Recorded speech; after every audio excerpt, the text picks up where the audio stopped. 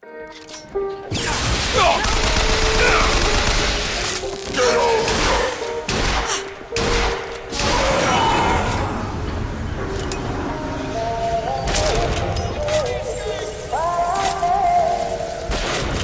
Bioshock Infinite downloadable content has finally begun to arrive with Clash into Clouds, a wave-based survival mode. It may not have the kind of storytelling fans came to the game for, but Infinite's visceral and vertical combat certainly has potential for frenzied, leaderboard-heavy gameplay.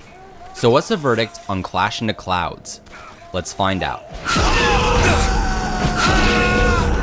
Let's not beat around the bush here. Clash into Clouds is almost entirely combat focused. There is some fan service on offer as you can unlock concept art and making of videos, but the bulk of this game is defeating wave after wave of enemies within 4 Columbia-themed arenas. Infinite's most improved aspect from its predecessors was the combat, and these scenarios largely prove that. Using the plethora of different weapons and vigors at your disposal is still greatly entertaining. The add-on is very well presented. There are practically no traditional menus to speak of, and the Columbia Archaeological Society makes for a great hub area and a place to show off your collectibles. When you do start a challenge, you will fight through 15 increasingly difficult waves of enemies. On top of that, there are optional blue ribbon challenges that restrict you to certain weapons or force you to kill enemies with specific requirements. Not that these aren't worth accomplishing, but restricting access to your varied arsenal doesn't always make for great gameplay. Unlike other wave-based survival modes, all the upgrades, infusions, and gear you acquire with each attempt at a challenge carries over to the next. This makes trying to beat each arena and climb the leaderboards more of a grind to level up your character and less of a test of skill.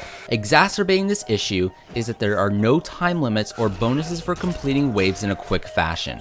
Without it, the action feels too relaxed instead of the intense rush that you might get when leaderboard climbing in other titles. With that said, Clash into Clouds is fairly replayable. There's a lot to unlock, including achievements, and the combat is as fun as ever. Performing skyline strikes never gets old. Stop firing! Kill you! Clash into Clouds is decent fun, but since combat isn't the primary thing you came to Infinite for, this may or may not be for you.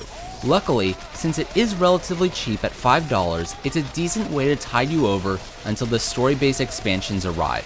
But even at that, Clash into Clouds is far from the best at what it does.